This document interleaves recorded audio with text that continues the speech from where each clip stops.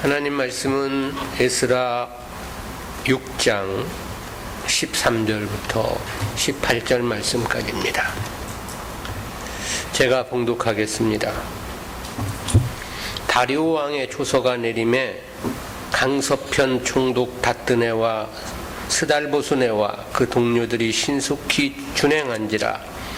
유다 사람의 장로들이 선지자 학개와 이또의 손자 스가랴의 권면함으로 인하여 전 건축할 일이 형통한지라. 이스라엘 하나님의 명령과 바사왕 고레스와 다리오와 아닥사스다의 조서를 쫓아 전을 건축하며 피력하되 다리오 왕 6년 아달월 3일에 전을 피력하니라.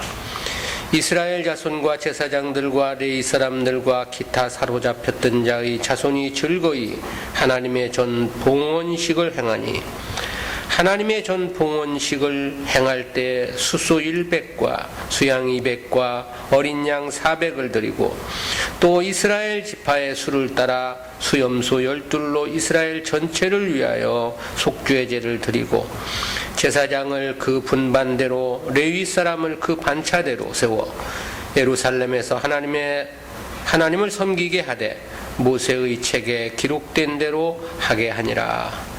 아멘. 성전 재건 완료 및 봉헌식이란 제목으로 말씀을 듣습니다. 6장 앞단락 1절부터 12절은 다리오 왕의 성전 재건 비준에 대한 조서 내용이었습니다. 이어진 본 단락은 그로 인해 성전 재건이 완공되고 봉헌식을 거행하게 된 경위에 대한 보도이죠. 이에 대한 13절부터 18절까지 말씀은 구속사적 교훈으로까지 셋으로 구분을 해서 살펴보도록 하겠습니다. 첫 번째, 성전 재건의 완성과 관련한 말씀인데요. 성전 재건 완성을 보도한 13절부터 15절까지는 역시 셋으로 그 주제가 요약이 됩니다.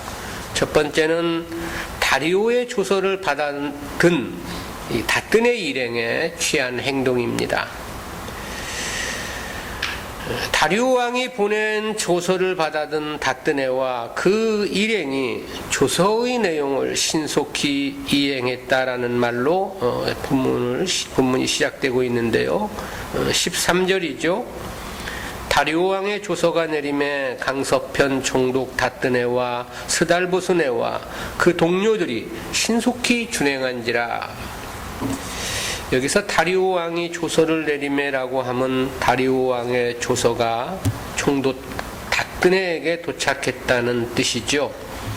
그러자 다뜨나는 왕이 명한 조서대로 신속히 준행했다 그랬습니다. 다리오 왕의 조서를 보면 8절과 12절에서 두 번이나 신속히 행할 것을 명했었습니다. 그래서 그런지 다뜨네는 조서를 받자마자 지체 없이 조서에 따라 실행에 옮긴 것으로 보이죠. 이 신속히에 해당하는 아람어 오스파르나라는 단어가 즉시 또는 빠르게 또는 열심히 부지런히라는 그런 뜻을 나타내는 부사입니다. 처음 예루살렘을 찾은 다뜨네 일행은 누구의 지시에 의해 성전을 건축했는가를 물었었죠. 그 당시 상황은 매우 긴장되고 유다 기완민들로서는 불안에 떨 수밖에 없는 상태였습니다. 지금까지 16년 동안이나 성전 재건이 중단되었다는 점에서도 보면 그럴 수밖에 없는 상황이었겠죠. 조사와 관계없이 저들은 얼마든지 또다시 공사를 중단시킬 수 있는 위치이고 또 힘이 있었기 때문입니다. 그런데 결과에서 보면 도리어 이러한 위기는 이스라엘로는 기회가 되었지 않았느냐 그런 생각을 해봅니다. 왜냐하면 그로 인해 그 공사가 처음 고레스 왕에 의해 시작된 것이라는 사실이 밝혀지는 계기가 되었기 때문이죠. 아울러 다리오 왕의 성전 재건에 적극적인 장려와 함께 방해자들에 대한 엄벌 칙령까지 있었기 때문입니다. 하나님을 사랑하는 자들에게 합력하여 선을 이루시는 하나님의 섭리는 어느 시대나 마찬가지였다는 사실을 생각해 봅니다. 두 번째는 성전 건축에 대한 총평입니다. 다리오 왕의 조서가 다뜨네 일행에게 도착하고 저들의 신속한 이행의 결과를 보도한 내용이 14절 전반절인데요. 유다 사람의 장로들이 선지자 학개와 이도의 손자 스가랴의 권면함으로 인하여 전 건축할 일이 형통한지라 그랬습니다. 여기서의 유다 사람의 장로들은 당시 성전 건축의 주역들을 가리킨 말이고요. 학개와 이도의 손자 스가랴는 성전 재건을 독려한 당시 선지자들을 말함이죠. 즉 학개와 스가랴 선지자가 다각적인 측면에서 공사 준행자들을 말씀으로 격려했음을 밝힌 것입니다. 학개서 1장 1절부터 3절에 보면 그 구체적인 내용들이 실려 있습니다. 그것은 성전을 재건을 시작할 때부터 그랬고 성전 공사가 진행되는 과정에서도 그랬습니다. 그리고 완공된 뒤에도 역시 그랬습니다. 저는 하나님으로부터 직접 계시를 받아 하나님 백성다운 삶을 살아야 함을 유다 민족들에게 권면하며 독려를 했던 거죠. 학개서는 그 내용이 성전 재건이 시작된 BC 520년 혹은 성전 재건이 한참 진행 중인 BC 519년의 일을 중심으로 해서 기록되었습니다. 스가랴서 역시 비슷하게 BC 520년부터 518년의 상황을 중심으로 기록하고 있는데요. 근데 성전이 준공된 시점은 BC 516년입니다. 따라서 단순히 이런 숫자상으로만 보면 학개와 스가랴의 이 말씀 선포가 성전 재건이 완공되기 이전에 그친 것으로 그렇게 보이기도 하는데요. 성전이 완공된 시점이 BC 516년이기 때문에 그렇습니다. 그러나 실제 학개와 스가랴의 예언 사역은 성전이 완공될 때까지만 계속되었을 것이라는 추정은 자연스럽고요. 본문의 말씀이 그것을 뒷받침해주고 있기 때문입니다. 아무튼 당시 학개와 스가랴 선지자의 역할은 백성들에게 큰 반향을 일으켰던 것이 분명합니다. 그로 인하여 성전 건축이 형통하였음을 말하고 있기 때문이죠. 형통이라는 이 한글의 뜻은 온갖 일이 뜻대로 된다라는 그런 뜻이고요. 히브리어의 의미는 성공하다, 번영하다, 번창하다라는 뜻입니다. 즉 학개와 스가랴 선지자의 독려, 권면, 격려가 백성들에게 열정과 뜨거움으로 나타나게 되었다는 것이고 그로 인해 성전 재건이 그만큼 순조롭게 진행되었음을 이야기하고 있는 거죠. 세 번째는 성전 재건의 준공입니다. 앞부분은 성전 재건이 형통하게 진행되었음을 보도한 말씀이었는데 이어진 본문은 성전이 완공된 사실에 대한 부분입니다. 6장 14절 하반절부터 15절까지인데요. 이스라엘 하나님의 명령과 바사왕 고레스와 다리오와 아닥사스다의 조선을 쫓아 전을 건축하며 피력하되 다리오 왕 6년 아달월 3일에 전을 피력하니라.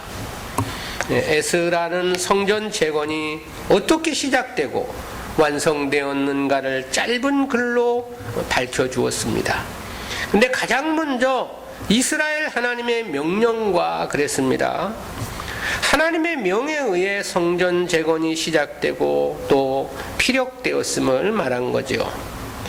그것은 학개와 스가랴의 권면을 실제 하나님의 직접적인 명령으로 인식했기 때문이 아니냐, 그런 생각을 할 수 있습니다. 사실 선지자들의 예언이나 그들이 선포하는 말씀은 하나님의 직접적인 말씀과도 같은 거죠. 선지자들은 자신의 뜻이나 자신의 말을 하는 것이 아니라 오직 하나님의 뜻을 전하는 사명자이기 때문에 그렇습니다. 오늘날 설교자들의 진정성도 여기에 있습니다. 설교자가 하나님 말씀 외에 세상의 이치나 이야기하고 자기 생각을 말하는 것은 설교라고 말할 수 없습니다. 왜냐하면 설교란 개념 자체가 오직 하나님 말씀만을 전함에 국한된 표현이기 때문에 그렇습니다. 그래서 성경에서는 이 설교를 예언이다 그렇게 말씀하죠. 왜 예언이냐? 하나님의 말씀이기 때문에 예언인 거죠. 역시 설교는 예언이다라고 말할 수 있겠는데요. 그것은 곧 하나님의 말씀을 전하는 것이기 때문에 그렇습니다. 성전 재건을 하나님의 명령으로 보도한 에스라는 이어 고레스와 다리오와 아닥사스다를 말했습니다. 이는 역사 속에서 성전 건축 사업을 완성시키는데 결정적 기여를 한 자들을 말함이죠. 근데 이 중 아닥사스다는 BC 516년 성전이 준공된 이후에 즉위한 왕입니다. 아닥사스다가 즉위한 해가 BC 464년이기 때문에 그렇습니다. 즉 아닥사스다는 성전이 준공된 이후 52년이 지나서야 왕위에 오른 인물입니다. 다리오를 지나쳐 아하수에로를 지나쳐 저는 바사의 제6대 왕위에 즉위한 사람입니다. 따라서 저가 성전 재건에 기여를 할 인물일 수는 없습니다. 그럼에도 에스라가 여기서 아닥사스다를 거명한 것은 무슨 이유인가? 이 아닥사스다는 제2차 포로 귀환과 제3차 포로 귀환을 도운 인물이죠. 특히 학사 에스라를 예루살렘으로 보내 신앙의 개혁 운동을 감행토록 도운 인물입니다. 고레스와 다리오가 유형의 성전을 짓는 데 도움을 주었다면 아닥사스다는 무형의 성전을 이루는 도움을 준 것으로 그렇게 이해할 수 있을 것입니다. 그뿐만이 아니고요, 저는 성벽 재건 완성에도 결정적인 도움을 준 인물입니다. 느헤미야를 유다 총독으로 파송한 것이 아닥사스다이기 때문에 그렇습니다.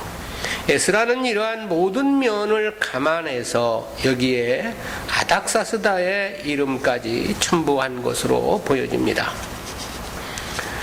그리고 성전 재건 준공은 다리오 왕 6년 아달월 3일이라고 했는데요.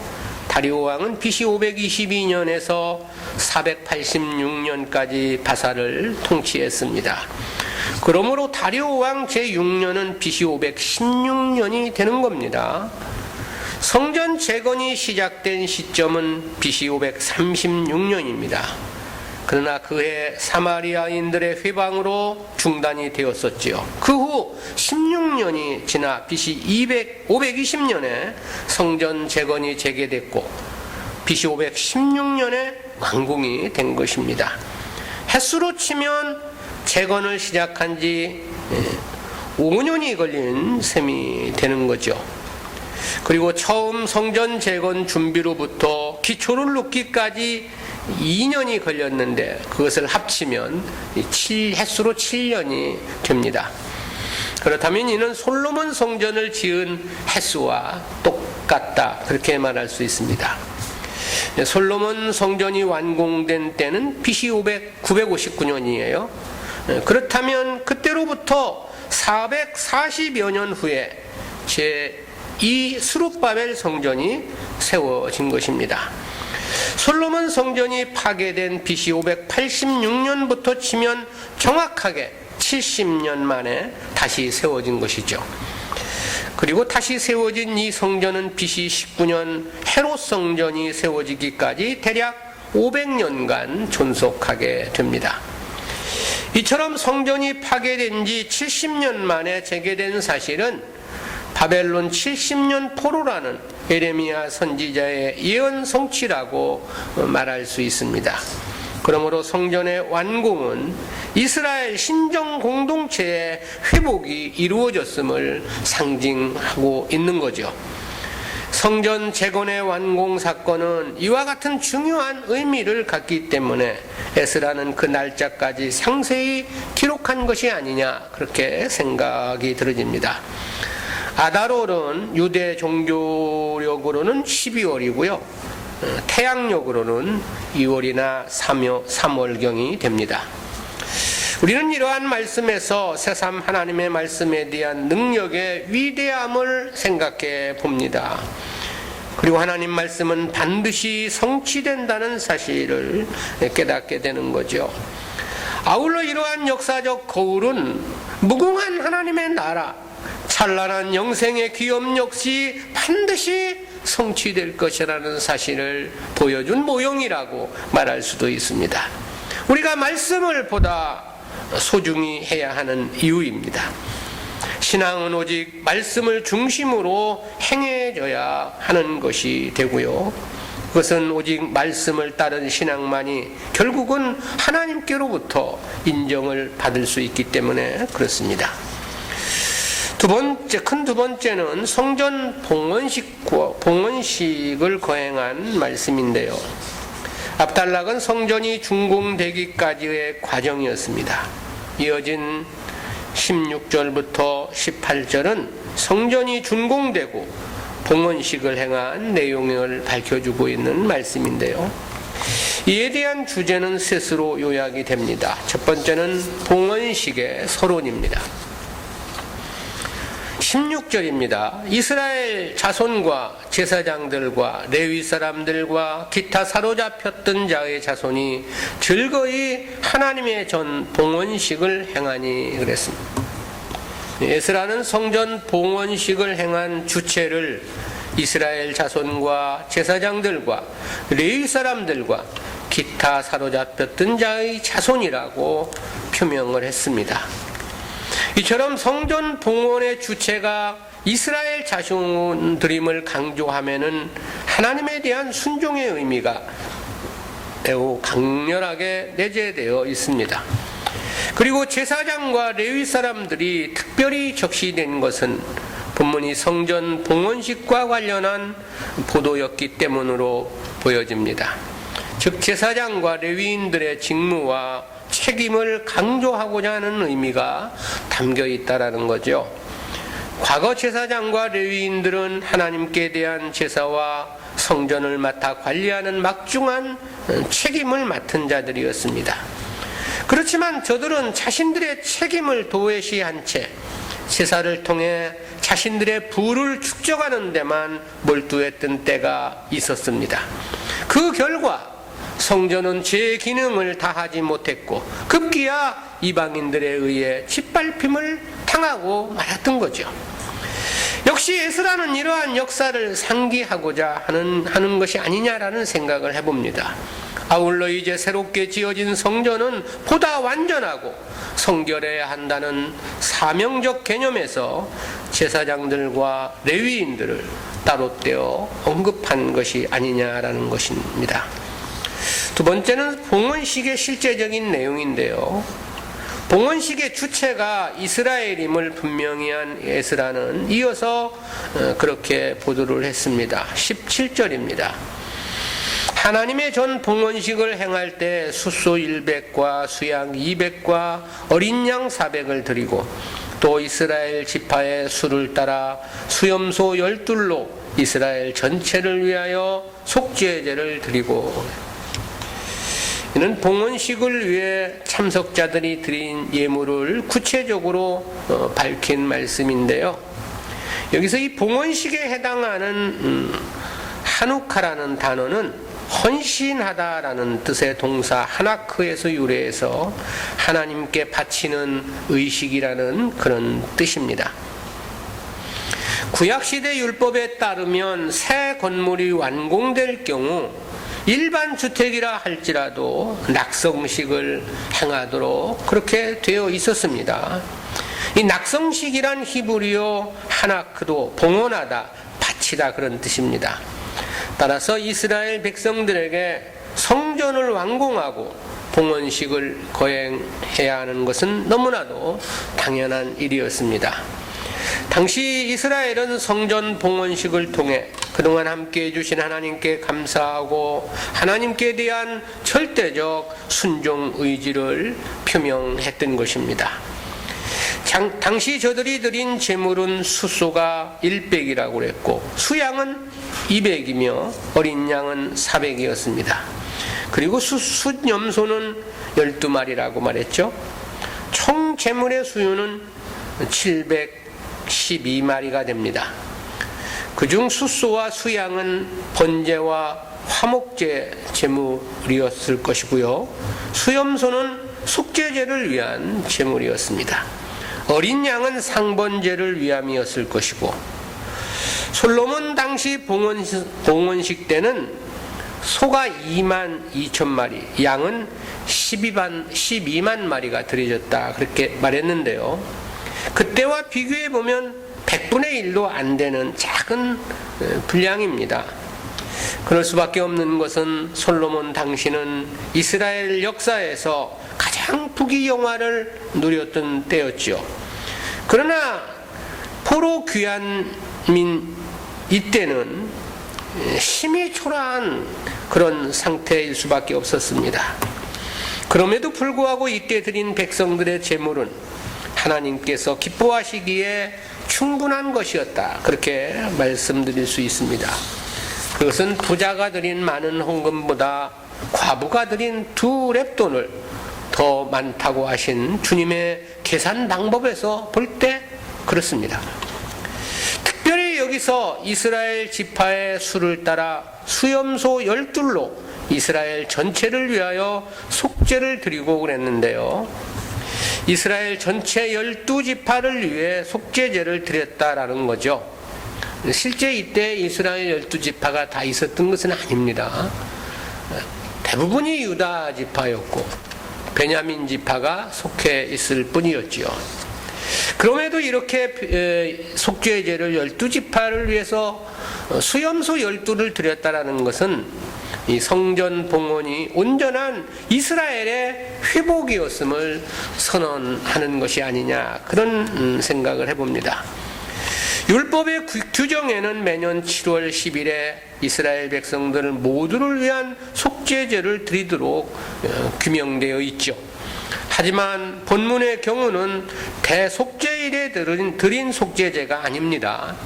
일반 제사에서 번제에 수반되는 속죄제를 말함입니다. 하나님께 드리는 제사는 그것이 어떤 제사였든지 먼저 시행되어야 하는 것이 속죄제였습니다. 그것은 일단 죄사함이 전제되지 않으면 다른 것은 큰 의미가 없기 때문에 그랬던 거죠. 때문에 성전 봉헌식을 행하면서도 속죄제를 드려야만 했던 것이고, 제물 중 12마리 수염소는 바로 이를 위한 제물이었던 것입니다. 속죄제에는 특별히 이 수염소가 요구되었던 것은 저는 양과 대비되는 짐승으로 죄를 상징하기 때문에 그렇습니다.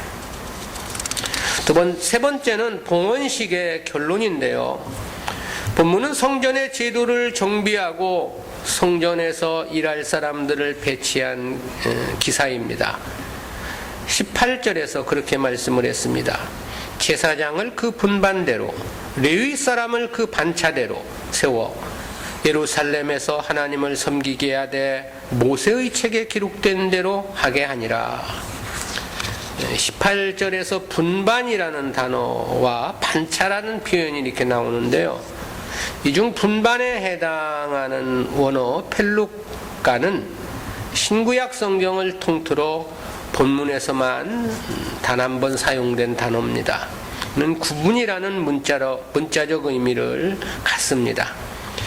반차로 번역된 히브리어 마할로케트의 아람어 형태인 마흘레카 역시 본절에서 단 한 번 사용이 됐습니다. 이는 나누다라는 뜻의 동사에서 유래해서 나눔이나 분할이라는 그런 뜻입니다. 따라서 문자적 의미는 분반과 반차가 서로 교차적으로 사용될 수 있는 동일한 뜻의 단어가 되는 거죠. 이 반차는 레위 사람들에게만 꼭 있었던 것은 아닙니다. 제사장들도 반차가 있었고 문지기들도 반차가 있었습니다. 제사장의 경우는 24반차로 나누어져 있었습니다. 따라서 제사장들은 자신의 반차에 따라 일주일 동안 성전에 머물면서 제사장 직무를 수행을 해야만 했죠. 제사장과 레위인의 반차는 다윗 왕 때에 제정된 것입니다. 그리고 솔로몬이나 여호야다 왕은 다윗 시대에 정해진 이 반차를 그대로 이행했던 것으로 성경에서 확인할 수 있습니다. 그런데 본문에서 에스라는 모세의 책에 기록된 대로 성전에서 섬겼다 그랬습니다. 이는 구체적으로 민수기 3장 6절부터 10절이나 8장 6절부터 26절을 염두에 둔 표현으로 보입니다. 에스라가 이렇게 표현한 것은 당시 귀환민들이 모세의 규례에 충실했음을 나타내고자 하는 뜻으로 보여집니다.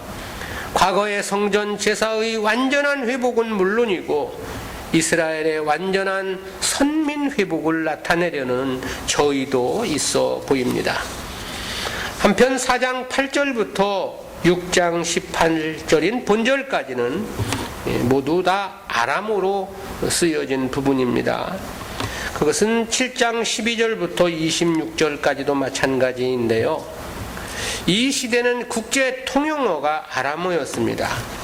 그런데 에스라는 특별히 이 부분만을 아람어로 기록한 것입니다. 그것은 여기에 아람의 공적인 문서가 포함되어 있고 바사왕이나 관리들이 자주 등장하기 때문으로 보여집니다. 우리는 이러한 말씀을 통해서 두 가지 구속사적인 의의를 생각해 봅니다. 첫 번째는 성도는 오직 하나님을 순종함으로 살아야 한다는 그런 교훈입니다.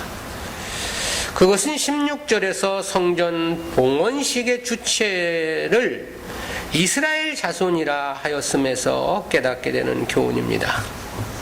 이스라엘은 하나님의 언약의 후계자 야곱에게 주신 새 이름이죠. 특히 이 이름을 지어주심은 그동안의 야곱의 삶과 밀접한 연관이 있습니다. 야곱은 그 이름의 의미와 같이 도둑놈과 같은 삶을 살았습니다. 태어날 때부터 저는 형의 발꿈치를 붙잡았다고 말씀하고 있죠. 그래서 이름을 야곱이라 했고 그 야곱이라는 말에서 도둑이라는 단어가 파생되게 된 것입니다.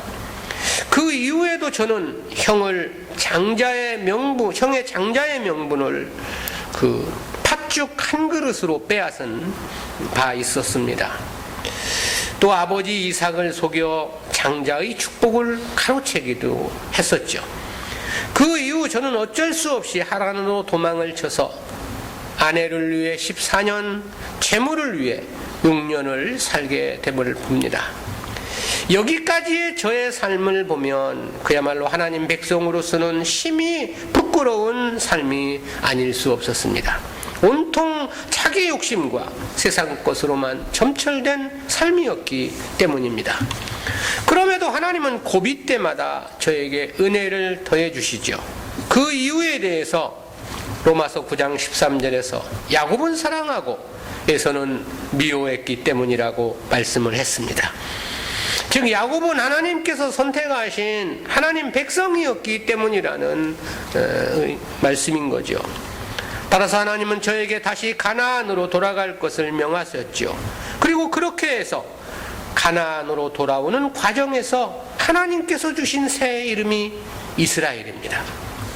그 이름의 뜻은 하나님과 겨루어 이기다라는 것입니다. 그 이름을 주신 직접적인 동기는 야복 강가에서 하나님이 가라 하시는 가나안을 가지 않고 천사와 씨름을 한 데서부터입니다. 하나님 자녀가 하나님을 이겨서는 안 되는 일이었습니다. 그런데 저는 끝까지 야복강을 건너지 않은 채 가나안의 행로를 거부했던 겁니다. 때문에 결국 저는 환도뼈가 부러져 절개되었음을 말씀하고 있죠.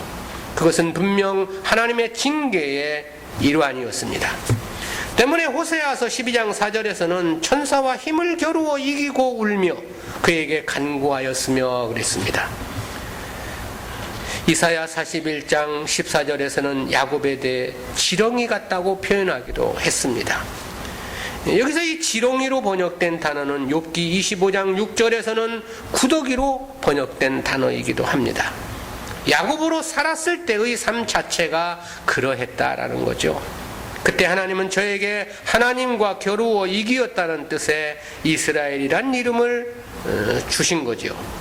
그것은 이제 더 이상은 그런 삶을 살아서는 안 된다는 강력한 메시지가 담겨 있었던 것입니다. 이름을 생각할 때마다 이를 기억하고 순종으로 살라고 하는 강력한 메시지였던 것입니다. 그러니까 이스라엘이라는 것은 근원적으로는 명예스러운 이름은 아닌 것입니다. 반대로 불명예스러운 이름이라고 말할 수밖에 없습니다. 아브라함은 열국의 압이라는 뜻이고 이삭은 웃음이라는 뜻입니다. 이런 이름이야 명예스러운 이름이라고 말할 수 있겠죠. 그러나 야곱에게만은 이런 이름을 주신 것은 저의 과거의 삶이 그러했기 때문이었다라는 것. 율법을 주신 이유는 죄를 깨닫게 하기 위함이라고 했는데 이스라엘이란 이름을 하나님 백성들의 국호로 주신 것은 하나님 말씀의 순종으로 살아야 한다는 강력한 메시지가 담겨 있는 것입니다. 야곱이 그런 욕심으로 살았다 해서 자기가 이 세상에서 형이 된 것도 아닙니다. 또한 세상 재물을 더 많이 얻은 것도 아니었습니다. 당시 에서는 가정에서 길리운 군사 400명을 데리고 야곱을 마중했다고 했습니다. 어찌 보면 에서는 야곱과 떨어진 그 20년 사이에 일국의 왕이 되어 있었다고 말할 만큼 엄청난 부를 이룬 것이었습니다.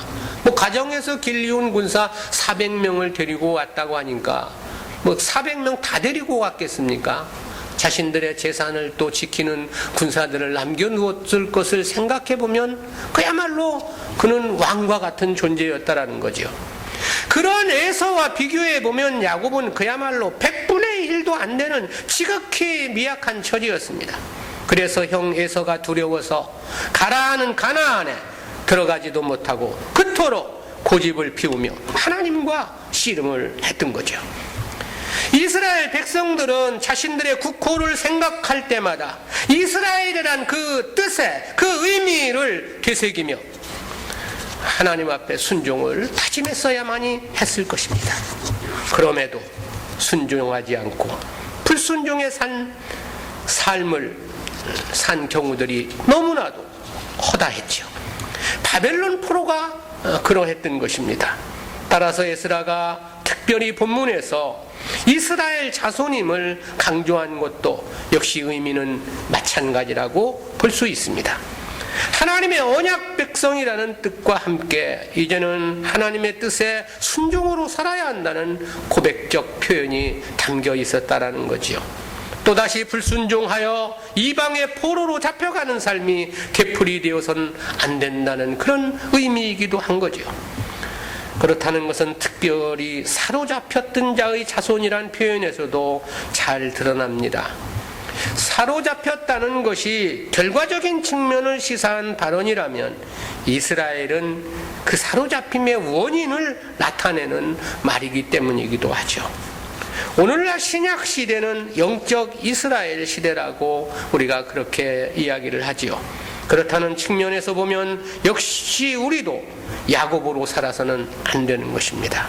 하나님께서 지어주신 이스라엘이란 이름을 곱씹어 보아야 하는 거죠. 그리고 오직 순종의 삶을 살아야만 하는 것입니다.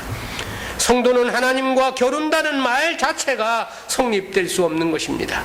거기에다 하나님을 이긴다는 것은 더더욱 있을 수 없는 일인 것입니다. 순종이 제사보다 낫다는 사무엘 선지의 말씀처럼 성도는 하나님과의 관계에서 오직 그 뜻에 아멘하고 오직 순종만이 성도들의 운명인 것입니다. 그래서 바울도 그런 말을 한 바 있지요. 고린도후서 1장 20절입니다. 하나님의 약속은 얼마든지 그리스도 안에서 예가 되니 그런즉 그로 말미암아 우리가 아멘하여 하나님께 영광을 돌리게 하느니라. 두 번째 교훈입니다. 성도들에게 가장 큰 힘은 하나님의 말씀이라는 교훈입니다. 그것은 성전 재건의 형통을 학개와 스가랴의 권면의 결과로 언급하면서 깨닫게 되는 교훈입니다. 에스라는 성전 재건의 형통과 관련해서 다리오의 조서를 말하지 않았습니다. 그렇다고 타뜨네의 적극적인 지원과 협조를 말한 것도 아니었습니다. 그렇다고 물질의 풍요나 건축 자재의 완비를 말한 것도 아니었습니다. 에스라는 이 형통의 핵심적 요소를 학개와 스가랴의 권면이라고 이야기를 한 겁니다. 무슨 뜻인가? 그만큼 성도들에게 하나님의 말씀은 큰 힘이었다는 그런 뜻이지요.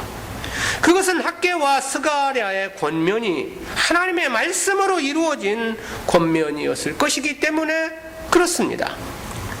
실제 성도들에게 하나님의 말씀은 저들의 영적인 양식, 즉 생명의 양식인 거죠. 주님은 이에 대해서 그렇게 말씀하신 바 있습니다. 요한복음 6장 27절입니다. 썩는 양식을 위하여 일하지 말고 영생하도록 있는 양식을 위하여 하라. 이 양식은 인자가 너희에게 주리니 인자는 아버지 하나님의 인치신 자니라. 여기서 이 썩는 양식이란 육신의 양식을 말씀함이고 영생하도록 있는 양식은 주님의 말씀을 가리킨 표현이죠. 실로 성도들에게 주님의 말씀은 감동이며 감격이죠. 희망이며 기쁨이기도 합니다. 다 시들어가는 화초에 물을 주면 화초가 금방 힘을 얻어 늘어진 잎새가 힘있게 활짝 펼치는 것을 보게 되죠. 그렇듯이 성도들에게 하나님의 말씀은 사막 한가운데서의 오아시스이기도 합니다. 작은 널빤지에 겨우 몸을 의지하고 망망대해를 떠다니다 만난 육지와도 같은 것입니다. 그만큼 하나님의 말씀은 성도들에게 생명이고 희망이고 희열이며 힘이며 권세인 거죠. 때문에 주님은 그런 말씀도 하신 바 있습니다. 요한복음 4장 14절입니다. 내가 주는 물을 먹는 자는 영원히 목마르지 아니하리니 나의 주는 물은 그 속에서 영생하도록 솟아나는 샘물이 되리라. 여기서 내가 주는 물이란 역시 주님의 말씀을 상징한 표현입니다. 즉 주님의 말씀은 다시는 목마를 수 없는 영원토록 그 속에서 솟아나는 샘물이라고 하신 것입니다. 성도에게 있어 주님의 말씀은 바로 그와 같은 것입니다. 이 당시 성전 재건을 형통한 역사로 완성할 수 있었던 것도 말씀에 감동했고 말씀의 힘을 얻었기 때문이었다라는 거죠. 즉 성도는 말씀이 충만할 때 성령 충만한 삶을 살아가는 것입니다. 바른 말씀에 감동하며 아멘하는 자가 세상이 감당 못할 놀라운 힘과 능력으로 세상을 이기며 살아갈 수 있는 것입니다. 말씀은 곧 저들에게 영원한 영생에 이르게 하는 생명의 양식이기 때문에 그런 거죠. 말씀은 그래서 곧 사르밧 과부처럼 한 움큼의 밀가루까지라도 포기하게 하는 힘이고 능력이 되기 때문에 그런 것입니다. 기도합니다. 사랑의 하나님, 은혜를 감사합니다. 하나님의 말씀에 의지하여 중단된 성전 재건을 완공했던 역사적 사실을 돌아보면서 귀한 교훈의 말씀 깨닫게 해주심 진실로 진실로 감사합니다. 하나님의 말씀에 순종으로 살아야 함에도 불구하고 순종으로 살지 못했기에 이스라엘이란 이름을 지어주신 소중한 영적 의미를 생각해 보았습니다. 또한 성도들에게는 오직 말씀만이 힘이고 능력이며 기쁨이며 권세임을 깨닫게 해주심 진실로 진실로 감사합니다. 세상 사람들은 돈이 세상의 권세가 힘이 될 수 있을지 모르나 하나님을 믿는 성도들에게는 오직 말씀만이 그들의 생명이며 힘이며 권세라는 놀라운 사실을 저희들로 하여금 깨닫게 해주심 감사하옵고 우리의 일생이 말씀의 힘에 의지하여 세상을 이기며 살아가는 귀하고 복된 삶이 될 수 있도록 은혜와 은총을 더하여 주시옵소서. 감사드리옵고 예수님의 이름으로 기도드리옵나이다. 아멘.